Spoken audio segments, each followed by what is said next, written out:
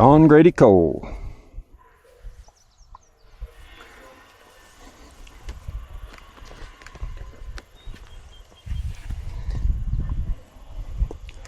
This round pin's kind of slick this morning. Not too bad. So we'll just check him out here for just a second. I kind of scared him every time I've stepped up on him before, so I don't want to get that pattern started like that. See, he just gets a little spooked the first time. So I'll just work on that for just a second here on this little high spot. Good. Now we'll just let him settle, step down, step up. Good.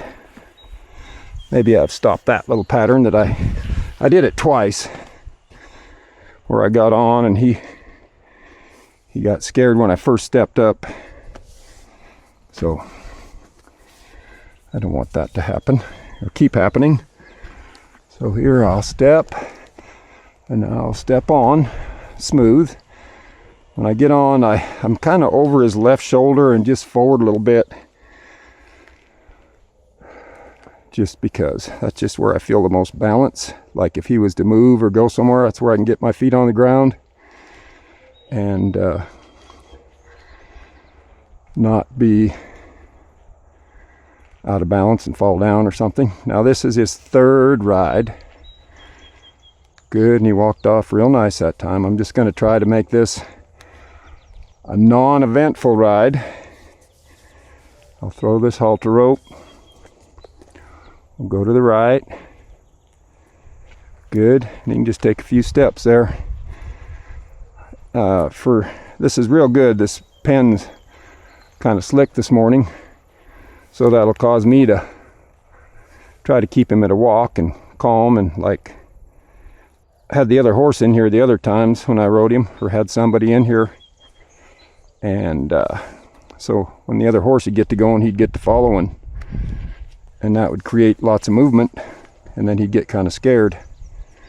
So this will be just being the pen is kind of slick. I wasn't even going to ride him, and then I thought, heck, that would be a missed opportunity.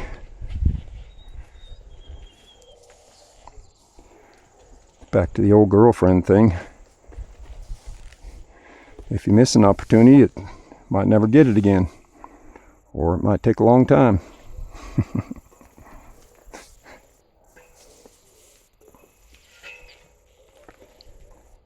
So I'll try to ride him here without getting myself in danger and getting him in trouble, so the conditions are kind of making it where I gotta do things a little different, which is maybe just what we need to do. Now he's really, like you can see his ears here, he's not wanting to put his ears forward. He's kind of bothered about me, and so I'll just ride him in a way that I don't do too much back here.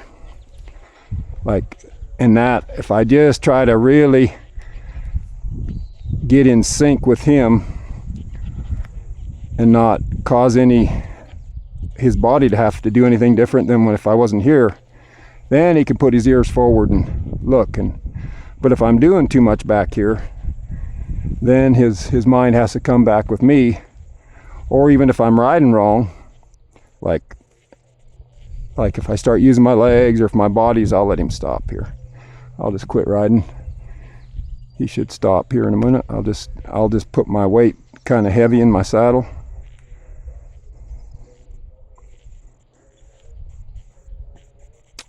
And I'll wait for him to get stopped. Like that. Good. Even, if I'm off to the side just a little bit, or see, when I move over like that, it brings his ears back. When I get centered and square, his ears start looking different places. I'll take my hand off his neck, and that should allow him to, pretty soon he'll look out there at a tree or something will fly up and dog go by. That should draw his mind. Good.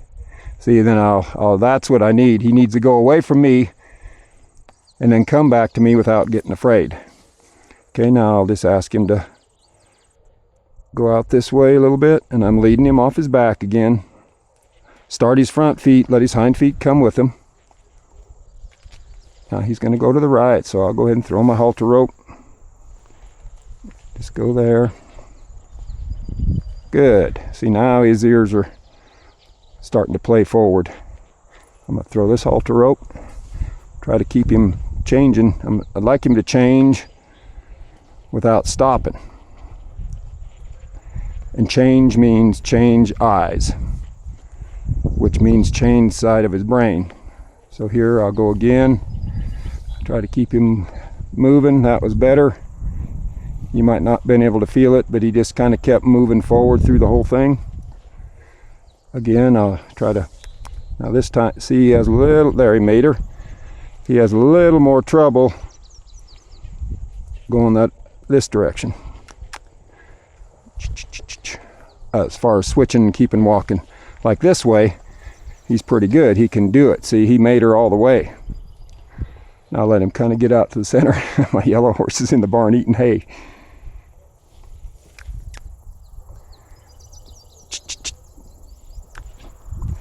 Now we'll go that way. But you got to go. Come on. So here I'm gonna do a little bit more, and we can just get to walking here. I don't want to do so much that I scare him, but let's get to going somewhere. You don't have to trot. Matter of fact, I just soon you didn't, but you got to walk. So there's that kind of life in my body right here. I got quite a bit going on here, more than I had before.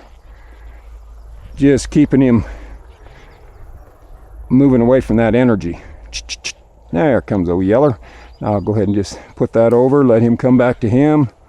Good, so now his mind goes off of me into the yellow horse a lot better. So when you have things to distract a horse, it can be much better.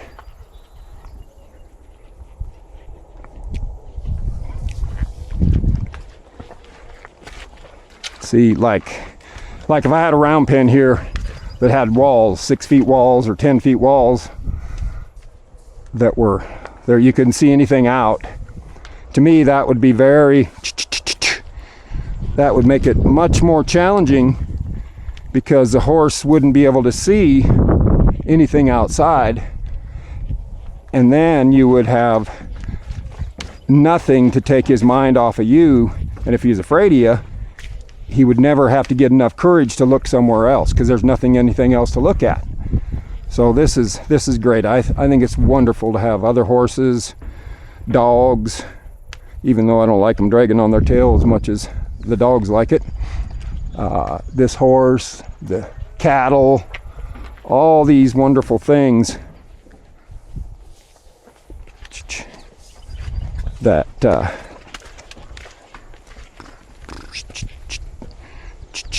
create those ears going somewhere else, just like that, and even drawing him to it. Now, a good exercise, if you're not going to ride colts, a great exercise for you to improve your horsemanship, just to improve your horsemanship, is ride your saddle horse, your broke horse, with a halter like this, and only one rein. See, then you got to throw with your right hand, catch with your left hand, and lead off their back. On the left side, you throw with your left hand, draw with your right hand, lead off their back. Throw with the right, bring their mind around to the left. And what this does, if you try to ride your horse in a straight line outside in the arena or whatever, or even just in the round pen, you've got to really be thinking ahead and feel your horse, or you'll be late.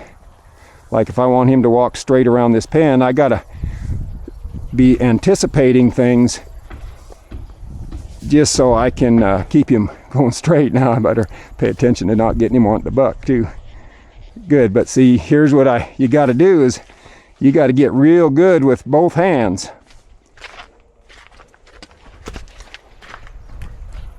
to be able to ride one straight in the halter.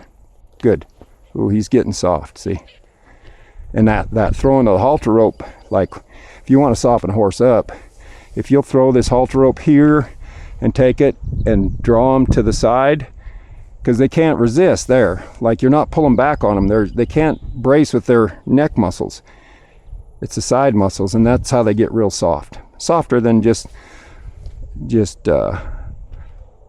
bending them all the time. Oops.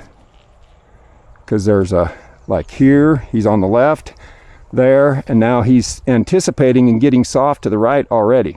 On the right, now he's anticipating. You see how when I throw that halter rope over, he knows the pull is coming from here, and so he starts to soften before you pull. If you're just back here pulling, he doesn't get that signal, and he'll grab a brace before he gives, if you know what I mean. So there, soft. There, soft. And that's things that really carry through to the riding later on if you keep that going. All right, I'm gonna call this good. I feel real good. I'll pet him on the butt back here, pet him on the butt back here, rub him all over. Good. Get everything ready. I'll step off smooth and soft like an old calf roping horse. That was perfect. Good ride. I'm glad I stepped on him.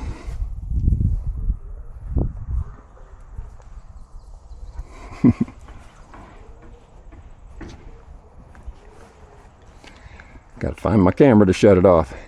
Anyway, there it is. And I don't think he's too troubled about it.